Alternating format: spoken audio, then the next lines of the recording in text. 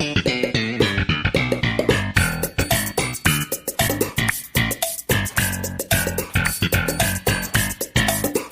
you playing music? No, definitely not. Okay, because you're all It's all dancing. interpretive bullshit. Okay, good. Do you find your interpretive bullshit needs to be meaningful? No. I always want my interpretive movements to be meaningful. It's clear that nothing in my life is meaningful. Hey. This is how I'm spending my Sunday nights. You're not spending them with God?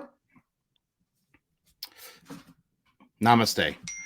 Welcome to No Holds Barred, special edition Seinfeld Chronicles, episode 5, season 1, episode 5 of Seinfeld. Keithy's with us, talking Hi. Seinfeld. Welcome back, bud. Hi. Thanks for having me. Always. We are excited. This is the end of season 1 already, and we are talking the stock tip. What was that yelling? That was me. Sorry. Ooh, is it the Knicks again thing? Yeah, I don't know what the hell's going on. What the hell's going on up there? Well, just so you know, like usually when my kids make any noise, I, beat them without mercy. Mm. June 21st, 1990, this episode aired. Mm-hmm. And we're going to talk about it. We're queued up on Netflix. Mm-hmm. Mm-hmm. And I think we're ready to rock. You guys good? Yep. All right, let's do it. In 3, 2, 1, play. So, open with the comedy. It'll be fun to see season 2, episode 1, if the comedy still is like heavy. As prevalent. Yeah. The comedy's not dead. See, this is one of the first bits I really like, where he's like, you get a restaurant. I think we lived this, Keith, when we went to Hooters. I mean, not Hooters. Yeah, we go to Hooters. After the indie show we went to, and we were just like, bring us all the freaking wings. Like, we were all so hungry. We just got like a mountain of wings. Yeah. It's like that line in Parks and Recs where you're like, I know what you heard was bring me a lot of bacon. What I said was bring me all the bacon and eggs that you have. And then I love he goes like this. It's like taking Aaron to Chick-fil-A. It was like ordered everything. I can't. I will salivate if I think of Chick-fil-A. Chick-fil-A is not up there yet. No, there's one in Toronto, but it's too far. That's a bit of a jaunt for you. It's only 5.5 hours. So we're getting our first like real Superman conversation here. Yeah, mm-hmm. and it's all about Superman's sense of humor. Yeah, the debating his sense of humor. Is he super? Is that part of his superpower? Is that he's super funny? Having read Superman in the past, I will answer that question with no. He is not super funny. He's a humorless git. He kind of is. I think the problem is that we can't even like British humor isn't always accepted in America, right? No. So like kryptonite humor is not. It's a whole other planet. Like this does not translate. It's like do you think it's a kryptonite office? I'm telling you, it's better than the U.S. office. I was gonna say there's a whole new level of kryptonite Yamama jokes. Right? It's like Kal-El told me that the kryptonite office is much superior. There's only 3 episodes, and it's so much better. What's the deal with all these General Zod type creatures?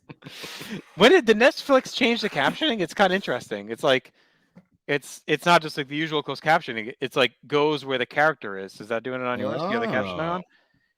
Oh, you put so like Elaine's talking and it's down the bottom near her. I'm looking to see right now. I got it at the bottom. But watch, when they talk, it's like bouncing around to like who's talking, funny. Which I think is cool. Oh, yeah. Kinda, What is this jacket Elaine has on? She's like a hippie. I don't remember like hippie Elaine. It's like a cowboy jacket. Mm-hmm. It's definitely like a jacket Bret Hart would wear in a promo in 1993. Hey, from outside his house. Or Bruce. Maybe it's a Bruce. It's Bruce jacket. Definitely a Bruce jacket. You know what? I'm Bret liked that Bruce bought it. That he didn't have the money to afford it, but he bought it anyway, just to prove a point to Bret. I think I could have been a good brother. Why is she scratching her nose? She's scratching her nose. She's gonna make it sit on her nose. Oh, is that what she's gonna do? Yeah. That old. Oh my God, you're right. That old chestnut, huh? Oh my God, that old chestnut. Early Elaine is like very different. Was like more quirky. Yeah. I think they tried to make her like quirky, cute, kind of like. She's like a teenage boy. Yeah. Later, she becomes more of like a sociopath, like classier. Well, yeah, but also like like almost out of the league of these guys, whereas here she's Yeah. almost like kind of a goof with them, Yeah. Yeah, one of them. Now, this is the whole bit with like Jerry wanting to go away with Vanessa, but it's Yes. like going to be too long together, right? Yeah. Right. Yeah. He's right? Well, how long were they dating? I forget. Did he say? I want to say it's like a month or something. That's way too soon. And who is this Wilkinson that George is speaking of? It's early. I mean, I guess they're trying to build the world a little bit by just name dropping people. I mean, it becomes a Kramer thing later, obviously, with this Bob whole Sacramento.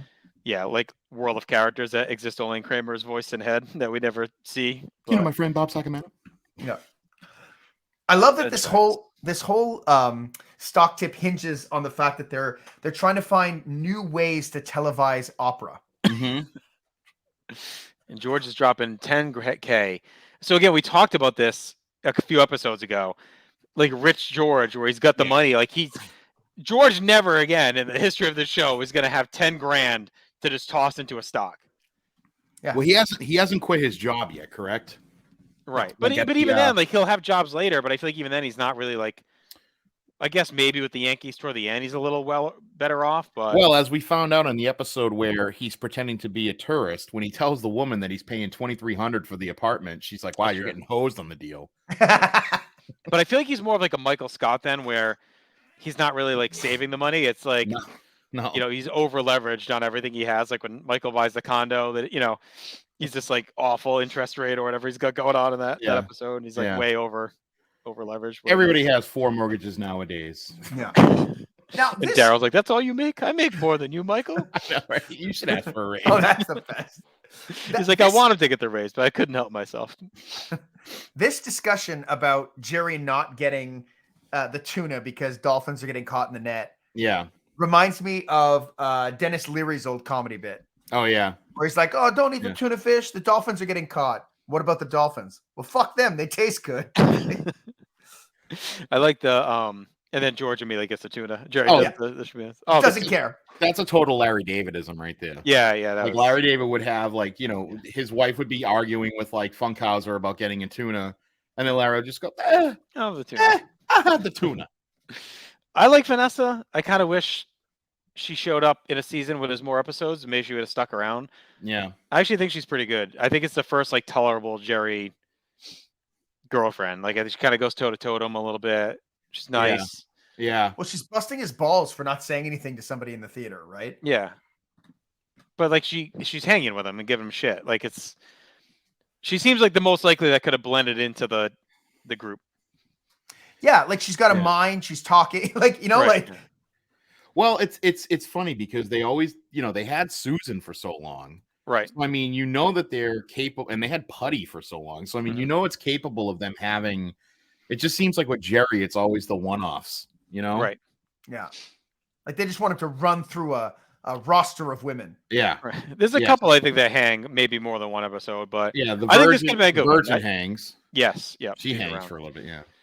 I think I don't like this fighting Marlin bit here. Yeah. Jerry. Like his pantomime is not ready yet. Sorry, I didn't mean to cut you off. No. Oh, you're good. Here we go. Checking the stock market. Different paper, different sources. He has no clue what he's talking about. Oh boy. Yeah. Doesn't that describe the media of today? Different paper, different sources. See, I wasn't old enough to understand like what the stock market may have looked like in 1989, 90, like or 91, whatever this is. I guess when's like the crash is like not the crash, but like the real downturns were like 91-ish, right? Yeah, the bubble burst. Yeah, because it dropped in 91, and then that cost essentially Bush the election. Yeah. And then so this is like what right around then. Yeah, well, this would have been back when it's kind of up because June. They're in the era of Clinton right now, aren't they? No, it's the June 90. Oh no, yeah, so no, they are. Yeah, so it would have been down still, yeah. That's Bush. So how do we feel about Kramer coming in and like just rubbing it into Jerry? Yeah, because again, that's not him. Like I feel like they haven't figured out Kramer at all yet. Like every episode he's a little bit different. The last one maybe he was close with the pizza idea. But yeah, like why is he in here like, Yeah, I don't know why this is kind of un-Kramer like because I almost feel like Kramer, although I don't know, because there have been times after this where he's kind of like against them on something and Yeah, but they didn't set that up. Maybe they should have done one scene before. Maybe he shows. Well, I don't know. Is he still a recluse? I don't know. But like, if he would have showed up and said like, "I wouldn't do this," invested my thing instead, and now he would have came in and said, "I told you, you should have invested in my shit instead." That happened several times afterwards. Right. Yeah. Where it was like he'd come in and say something, and then he would be like, "No. Right. I told you so." But just why does he have to be so confrontational about it? Like he could come in and be like, "That was a bad idea. You should have done this instead," without the like a friend doesn't treat a friend that way. Like the guy's losing what? How much money he put in? $5,000 or 2,500? 2,500 or something like that. Yeah. Like it's not nothing, especially in 1990, right? Mm-hmm. Yeah, and I'm trying to see like, well, now he wants to use Jerry's bed. Have they set up that it's a that he's still a recluse or no? Have they said he left? Because they said it that one time you haven't left the building in whatever how many years. Well, that yeah. Well, wait, isn't that just in the pilot? Yeah, so. But he hasn't left otherwise though. Like he hasn't been outside the apartment yet. I don't think we've seen him outside. No. Like we haven't seen him at the coffee shop yet. No. Look, Kramer doesn't want to just use Jerry's apartment. He wants to use it for some friends of his that are anarchists.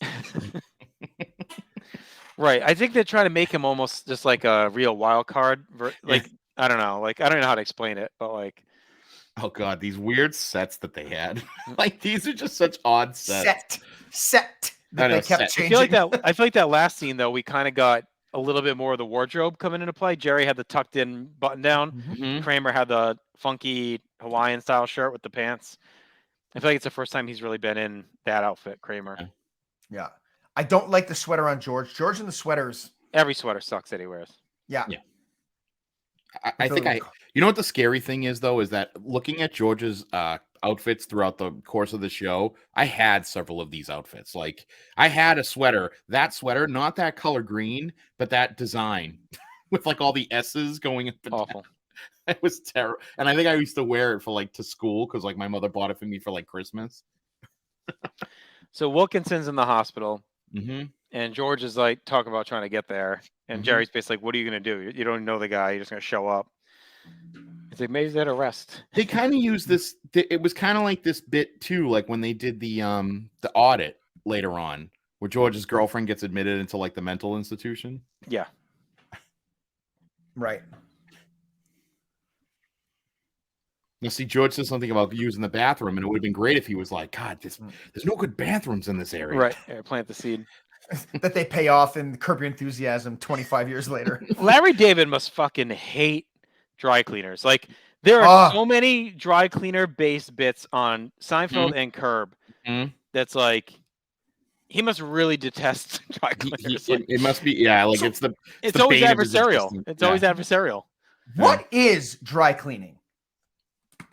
It's just cleaning it's cleaning with chemicals that like. It's just chemicals they spray on. Like, is it a mist? Is it this a is dust? a Seinfeld bit, isn't it? He talks about a scratch. This is dry cleaning to scratch it with your nail and take off. But someone must have egreged Larry, because every episode, it's either the thing got ruined, someone stole it. Like it's. Yeah. I bet we're seeing it. We're seeing the guy's exactly wearing it. Yeah. Yeah, the guy was wearing it. Kirby wants to sleep with the woman, the dry cleaner when he has all past. Yeah, who's that? Gina Gershon? I think it's Gina Gershon. Yes. Now, this guy's kind of in the right? Like he should have a receipt, correct? Yeah, if he wants to be reimbursed on this. Right. Absolutely. Especially in 1990. Like nowadays, everything's digital. You don't need the receipt as much. Like, you could probably have an app, or you could pull my credit card statement. But back then, he probably paid cash. Mm-hmm. You should probably just have a drawer of receipts, I think, in 1990, just to be safe. You had to. Even then, it's like, how do you prove that shirt was dry cleaned there at that time? Right. Also, who's dry cleaning shirts? No. If he's they're cleaning and pressing them. If he's traveling, he wears them on stage. He probably wants them looking pretty nice. I think I could see it. Can't press his own shirt? Well, he's a busy guy. Yeah. Yeah, he's debating Superman's sense of humor and yeah, but I'm pretty sure I've seen Jerry ironing on the show before. Right? Yeah, but that was already a clean shirt. This one was probably he maybe got a little sweat stain on it. Yeah, someone spilled a martini on him at the club. Yeah, he's got a little bit of ketchup, maybe a little mustard. He needs to They just did a shot of the crowd at the comedy club, and there's a woman looking fucking miserable there. Wow. You left that in? She's bored of the bit. I'm curious how quick the Elaine story turns, because the season 2 with her dad, because then she's like presented as like rich, like from like a rich family or a well-off family. Yeah. Well, Alton Bennis, author to the stars, master of the house. So she's all pissed off because she's allergic to her boyfriend's cat, right? And she's talking about killing the cat, which again is funny because they do come back to this theory later. Maybe Larry David hates pets also. With the dog. Oh, yeah, she wants to, well, I don't know if she wanted to kill the dog. She just wanted the dog to disappear. $13-14 a cat is what Jerry suggests a hitman might charge. I'm no cat killer. But yeah, Elaine is still very, like, more flirty, cutesy, degenerate with Jerry here. I wonder if they make a conscious decision when they come back to, like, make them flirt less and just be more a pally. Because it seems like here they're still... I wonder if they had it in mind here that they still may get together at some point, so they're keeping them like a little, like we talked a lot about Cheers, I think in the last one, like with Sam and Diane kind of stuff, like thing where there was endless flirting even they weren't together. It feels like they're following that with these two. And here's Kramer again, like just loving that his friend is losing money. Right. Bummer, huh? Yeah, I just don't get it. Like, to me, this doesn't add anything. But have they established that they're friends yet? I feel like even that's not established. Like, it's almost like he's just a neighbor that he's just like an annoying neighbor that pops in, and like Jerry kind of tolerates him. Whereas later it's established that they've been friends, like they're close friends forever or whatever. Now, what is he doing with those binoculars? Is he spying on women? No, it's the anarchy, maybe? I don't know. If it is the woman, that's like, yeah, it is. Again, this is so un-Kramer. Like, he's not like a purr. You know what I mean? Like, it's just weird. Like, it's one thing if it's the naked woman. Right. Well, because everybody needed to look at that. Yeah, that was different. This is like he's just checking out hot women like a creep with binoculars. Yeah. He's like basically D'Amato in this episode. Is that... You leave that man alone. Could you picture D'Amato doing like like the real Kramer tour? Like the Kenny Kramer tour when he did that? They should do the real D'Amato tour. This is the real D'Amato tour. This is all the who's. So here we go. Well, the stock is just in the shitter right now. These guys are panicking. I mean, look, televised opera. It was never going to work. Yeah. So this is the same day as the dry cleaner because George still has a stupid sweater on. Yeah. I guess. He must have found the bathroom. I was like, I'll meet you home. It'll be a little bit. Jerry's apartment's kind of getting there. He's got that big subwoofer now. I'm guessing that'll be gone by the next episode in season 2. I love that George drops a line for a sick guy. He's very strong, which indicates to me that he threw him out of the room. That's funny. Elaine came out with like a really long string of toilet paper to blow her nose. And she's actually just like picking her nose. There you go. George is going down. Down with the ship. Oh, this place that Jerry and Vanessa are in looks like the most boring fucking place on earth. Oh, I know. Like, imagine going to B&B in like 1990. Like, what is there really? I mean, I know what there is to do, but beyond that, like, what is there really to do? Like, I mean, you do the one thing that takes about, minute and a half, and then you have the, the other 23 and 59 minutes of the day. There's no like, yeah, it just looks like you said. It's well, because I can't imagine that Jerry's like real big into hiking. Right. So I mean, unless like they're going to go for like a nice little walk, which I understand it's pouring rain out, but where are they in Vermont? Because that's the big thing is like they're always going to fucking Vermont. So it's like, okay, if they're up in Burlington, there's lots of places to go. That's what I mean. Like, there's gonna be shit to do, but like, again, he's not going anywhere with those white sneakers. He doesn't want to damage those sneakers at all. By the way, I think it was the first time we saw that background guy. He's in a lot. The blonde-haired dude. Yeah. Is that the guy that's on the bus when Kramer has the bus tour? Yes, he's in a lot of episodes. I think he only talks once. He's like, one time remember his name Ian or something? He's like Ian, no Ian. Like, isn't that him? I think that's that guy that does that. He only talks like one time, but he's always walking around in the background of scenes. I don't love the back to the voiceovers. Right.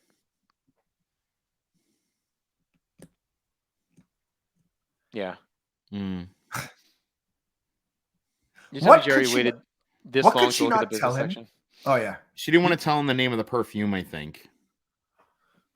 But I wonder if it's because like it was Isn't it like her ex-boyfriend or something gives it to her or something? I think so. But this is like the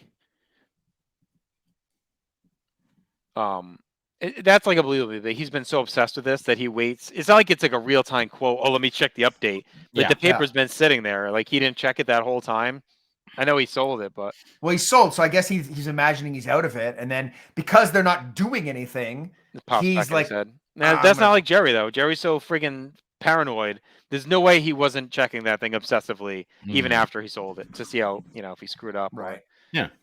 There you go. 29 hours left to find out the name of the perfume. Yep. And then we're back at the diner, and Jerry's depressed, but it still looks more fun than the getaway. Yeah. And now here's the best part: is like, is George Costanza spending money on anything? Is just he just hit it big on the stock. I don't even know about that. Even if he hit it big, I think George is pretty much going to always be cheap. Not this George. Not this George. Big Daddy smoking a cigar. Smoking inside. A cigar. That is so not George. It's just I wonder if that was their plan, was to make George successful at the beginning, and then like if the story was already in place to make him careen down and become a loser, or were they planning on keeping him being like the successful friend the whole time? Oh God, imagine that would have been a totally different show. Wilkinson cleaned up. It was a nose job. He wasn't actually sick. There you go. Elaine still the allergies. Yeah, it's just weird seeing successful George. I mean, he's literally never successful again, other than the one episode where he tells the opposite. Right. Successful George as opposed to independent George. Because he's not likable here. No. As this, like, he's lovable as like the loser, but as a success, it's like, I don't want to say I don't want him to succeed, but I don't want him to succeed, Yeah. Right. So I'm wondering, was like Jerry always going to be like the punchline scuffling? And we talked about this a couple of times. Like, did they eventually just decide to reverse their roles? Because in this, George is still kind of the mensch, the cool guy. He's got the good job, the money. Jerry keeps coming to him for advice. And Jerry's kind of the one who keeps screwing up. He screws up with the girl. He screwed up with the stock tip. He screwed up with the apartment. Like, like every episode, he's fucked up on something. Whereas George has kind of been like the wise man of all this. Well, but that changes. Jerry becomes the muse eventually. That everything, even Steven, right? Everything kind of works out for him, and George becomes the sad sack. Like, do you want the lead of your sitcom to be a loser, surrounded by people that are more successful? Probably not. Like, I can't think of too many sitcoms where that's the formula. Right. The Office, I guess. I mean, that is a big one. But they're not successful around Michael. They're all kind of they're all stuck in the same thing. And even then, you could kind of make the argument that like Michael's. I mean, I don't even know if he's the lead. He's like he's almost the antagonist. In the beginning he is. Yeah, like you could make an argument Jim is the lead, right? Like later. I don't think the first couple seasons Jim's the lead. I think it depends on the British one, Ricky Gervais and what's his name? God, I can't think of his name. Now that's a Georgism. Like he takes the buck back. $1 back. It's awesome. Yeah. All right. So season 1's in the books. Would you ever renew the show after what we've seen? I don't think I would have. Yeah. Like if you had told me this is it, I'm like, oh, this is not a really good show. Right. Because I don't see the hints of brilliance yet. I'd say, do you see any potential at all? I mean, I like the stakeout, and I do like the mail-on bonding because I do think that there's certain things in there. The robbery is a pretty good one. Yeah, because the robbery is good because it's got the whole deal with like Elaine. Well, that was what you didn't like, right, Aaron? That's like the one. Yeah. Oh, really? You didn't like? I'm sorry. But this is tough. I don't think I would have renewed it. There must have been something that they saw. I mean, especially since they come back, and I mean they have the pony remark, the jacket. Right. They come back hot. They come back real hot, and it's like 6 months later. They're back in January. Yeah. Right. And even like the Chinese restaurant, like the heart attack, like there's so much good shit in the second season. Yeah, the only thing I think of is maybe because there's that gap between the pilot and these, so maybe they knew what was coming it's technically season 1, but so maybe they had already submitted the scripts and like they could see like, okay, they had to potential. This, it's growing. Like, maybe they were given notes and they actually followed them. Right. Yeah. Although and the numbers might have been decent too. You know what I mean? Like I don't know. I'd have to look back, but like I feel like the maybe the ratings were like solid. Like they maintain. I mean, so the pilot got 15.4 million viewers. Mm-hmm. They came back a year later with 22.5. There's a drop as with every show, right? Episode 2, 19.7, 19.1, 19.4. So they retained and actually came back up. So I could see why they thought, all right, there may be something here, like it's retaining viewers. Yeah. I don't know what it followed and how those ratings were. So maybe it was providing like a solid lead in too. There's all that. So anyway, all right, let's look quickly at our awards from our old PlaceToBeNation.com articles, Aaron, and we get Keith's weigh in.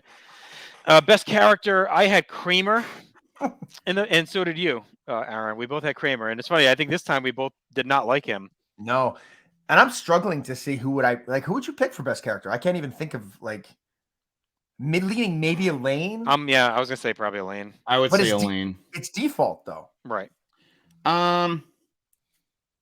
You know what? I didn't hate Jerry in this episode though. Me neither. Yeah. But I might go with Jerry just because.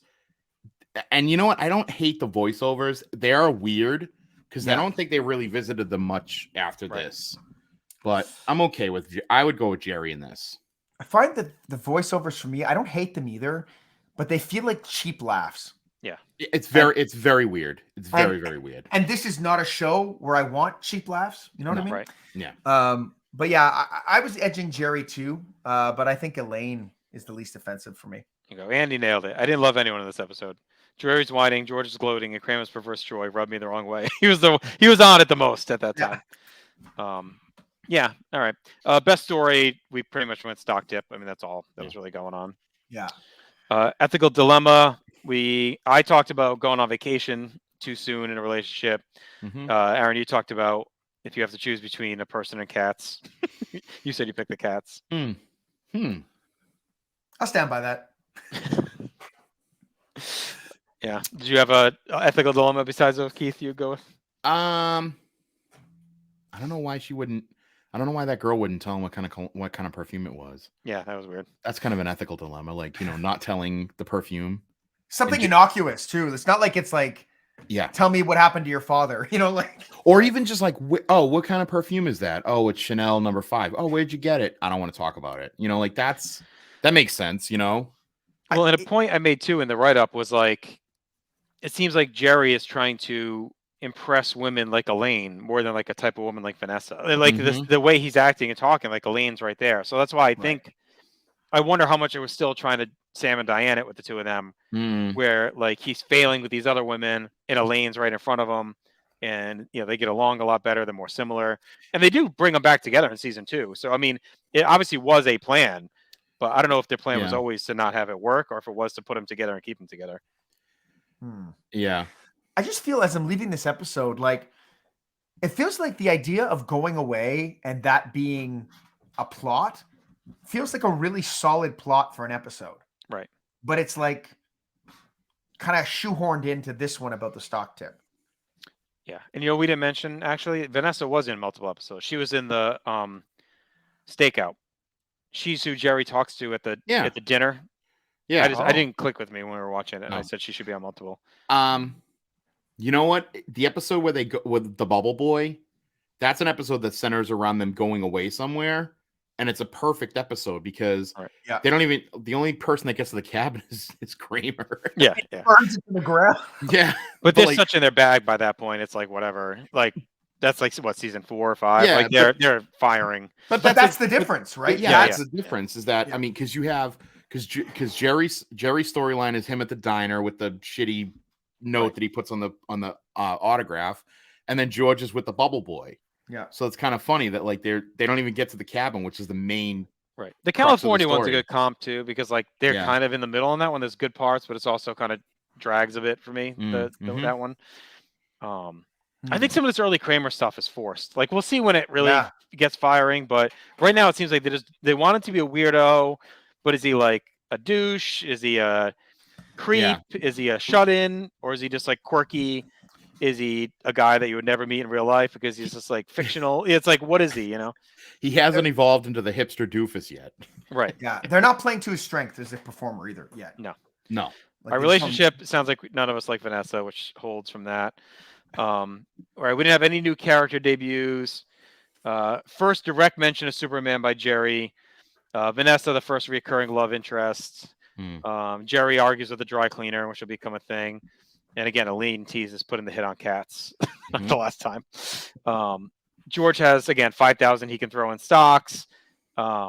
Jerry actually maps out the road trip to Vermont with a map and highlighter, which at the time was timely, but now seems ludicrous.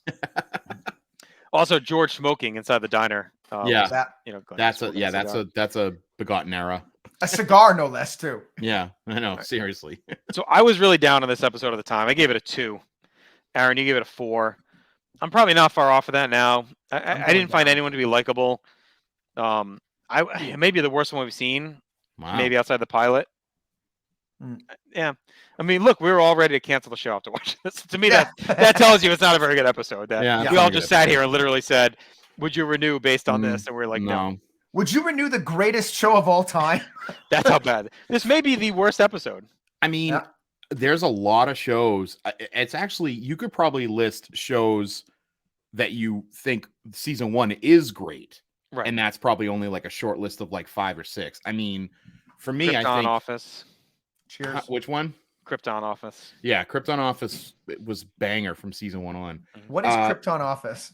That's the office that took place on Krypton. Oh. You starring missed that whole thing like 20 minutes ago. Starring Son of Jor-El. Literally a whole bit we just did. All right. When did that happen? I don't remember that. Oh my goodness. You know, we literally just talked about it at the beginning of the episode. Superman's sense of humor. It was a whole running joke. Superman's sense of humor. Could you imagine the Office on Krypton? I mean, Jesus, what's wrong with you? Could you imagine, okay? Are you having a stroke? Wait. You'll have to watch it when this drops. But I remember talking about the sense. All right, we'll be back at some point with another episode of Seinfeld. Keith, thanks for joining us. Thank you. We'll have you back for sure. We're going to kick off season 2 soon. Hopefully everyone's enjoying these. We like doing them. It's fun to relive. Check out everything North-South Connection has to offer. If you go to northsouthconnection.com, have all our written someday, all of our audio and video content. Subscribe on YouTube and any podcatcher app. Check us out. That's it. Thanks, everybody. To show up on nothing.